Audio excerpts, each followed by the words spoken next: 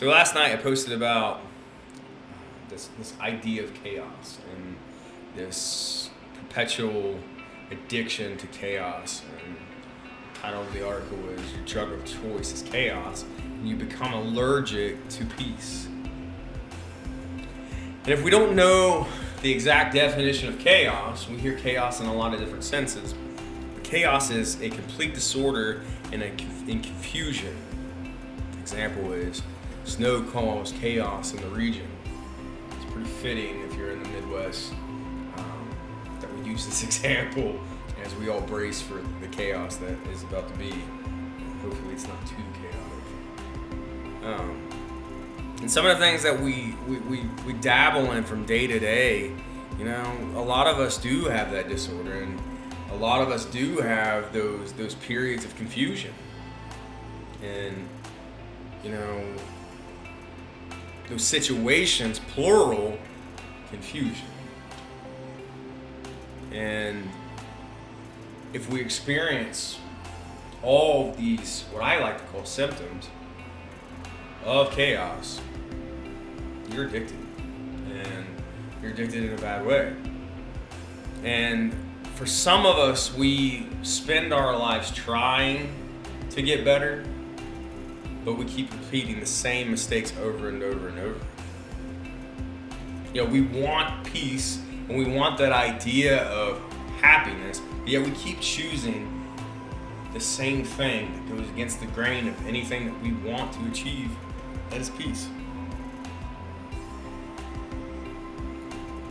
And we keep running from situation to situation, almost in this Groundhog Day approach, ignoring which the trend red flag. We run full steam ahead. We ignore it. We don't listen. We don't listen to anything. We'd rather be with something or someone, do something or be with someone than to be alone. Because the truth of the matter is, being alone, there's this solitude. And it is an echo chamber of thoughts, feelings, emotions, those feelings that we haven't dealt with. You see, when we're addicted to chaos, we love noise. We choose it. We love drama. There's always turmoil. Why? Because it then takes all of the work out of what you need to be doing to work on you. It distracts you. It's an ultimate distraction.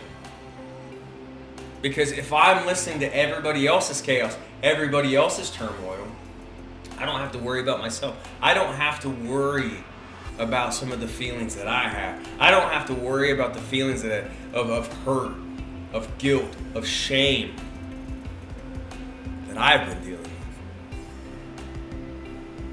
Because the truth of the matter is, when we remove ourselves from chaos, those voices and those conversations that we have with ourselves become very loud. And they're louder than any sense of chaos, no matter what drama that you have in your life. Those voices that you have with yourself, those demons, those shortcomings, those insecurities, they're very loud when we choose peace and solitude. So much so that we become allergic to peace. Because when you spend your life in utter disarray and disorder and confusion, any chance at quiet feels out of the norm. You know, and how do we deal with adverse reactions? We medicate. Some of us, we medicate with drugs and alcohol. Sometimes it's overworking. Sometimes it's overeating. Sometimes it's undereating. Sometimes it's not sleeping. Sometimes it's lying. And sometimes it's cheating. And sometimes It's going into the next relationship knowing you have no love for yourself and you ignore every single detour and you head for a dead end. And you head for a road that is nowhere near paved, and sometimes that road has a deep, sharp cliff. And you choose to ignore it. Because why would we? Because at the end of the day, we are more afraid of being alone than having hard conversations with ourselves. We would rather ignore all the pain, all this feeling of doubt, all this feeling of less than,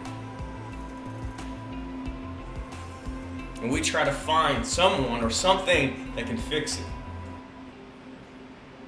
But the truth of the matter is, friend, nothing's going to fix it. There's nothing or anything that can fix your problem. But yet you continue on. You drown out. You don't want to have the tough conversations. You don't want to look at the person in the mirror. You don't want to have those deep, underlying scars and wounds.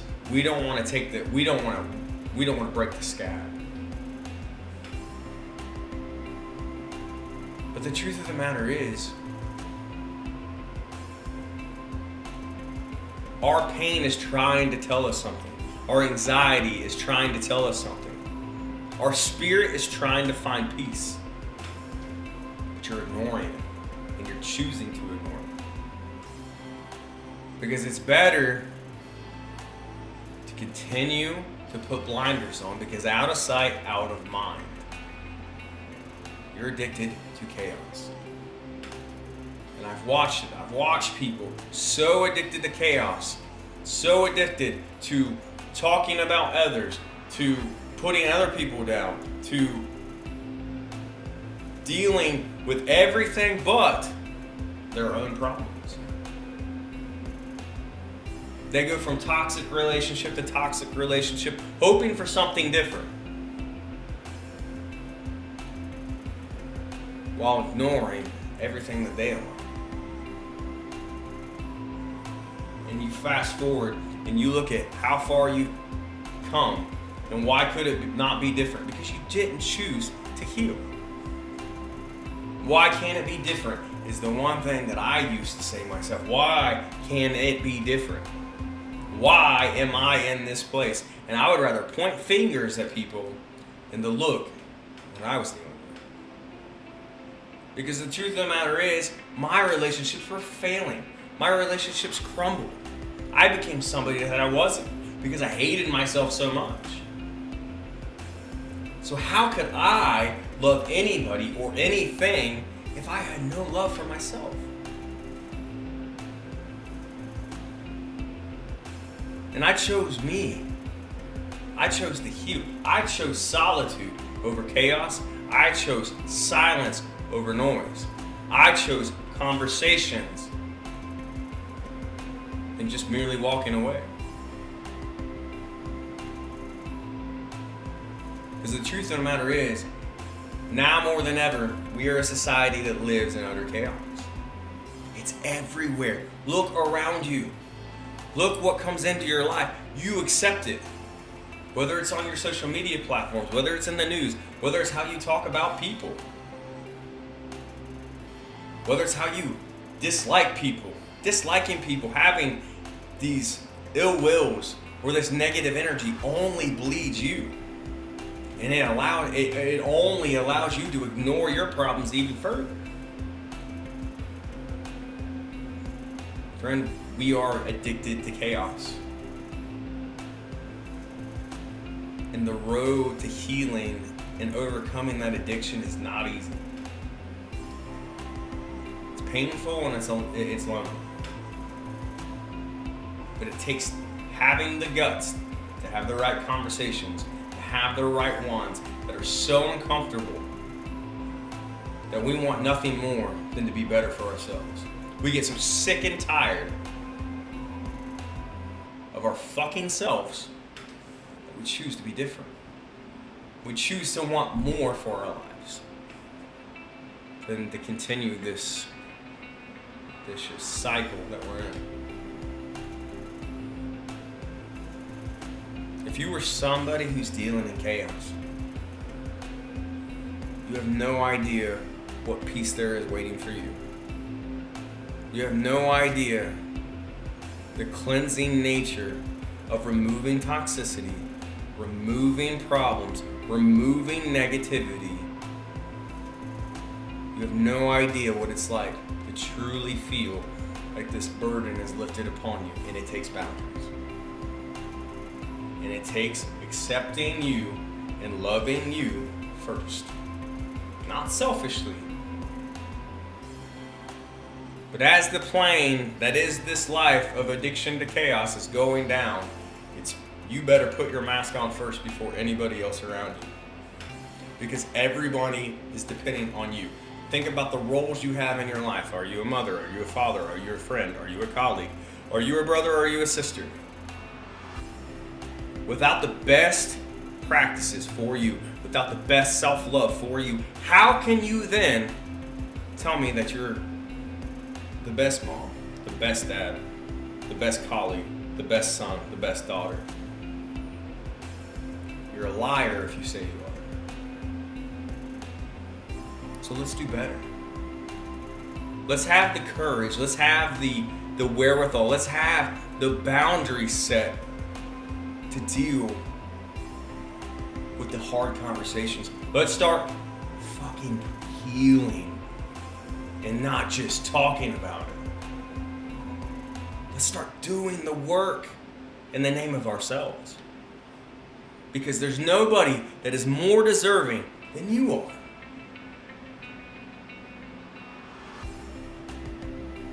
Friend, kick the habit. Kick the addiction. Reach out to people who are going to lift you up, who are going to push you to be better, and who are going to be in your corner. Because you deserve it. Let's close Tuesday with a game plan. Let's know waking up tomorrow, we're going to put the world on notice. We're going to start ridding ourselves of toxicity slowly, one thing by one. And we're going to take the first steps in the name of peace. And it is my hope that you do it because you deserve it. Have the best Tuesday of your life. Let's close it on a high note. Let's get ready for Wednesday. You're loved.